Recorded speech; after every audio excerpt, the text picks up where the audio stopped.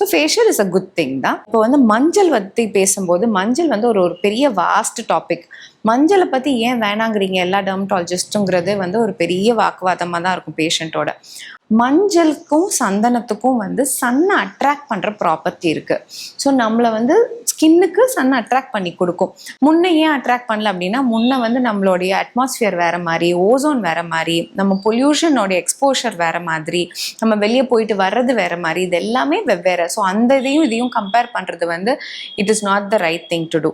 இப்போ நீங்கள் வந்து ஒரு மஞ்சள் போட்டு வெளியே போகிறீங்க அப்படின்னா கருக்கிற தன்மை வந்து இன்டூ 10 times பாசிபிலிட்டி, நீங்கள் டேன் ஆகிற பாசிபிலிட்டி இன்னும் ஜாஸ்தி. ஸோ பிக்மெண்ட் ஆகிற டெண்டன்சி ரொம்ப ஜாஸ்தி மஞ்சள் அண்ட் சந்தனம் பேஸ்ட் ப்ராடக்ட்ஸ்.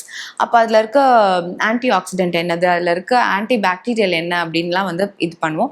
அந்த ப்ராப்பர்ட்டிஸ் எல்லாமே இருக்குது. நீங்கள் இன்ஜெஸ்ட் பண்ணும்போது கர்க்யூமின் அப்படின்னு சொல்லி அதை இன்ஜெஸ்ட் பண்ணும்போது சாப்பிடும்போது அந்த ப்ராப்பர்ட்டி இன்னும் நிறையாவே நமக்கு கிடைக்கும்.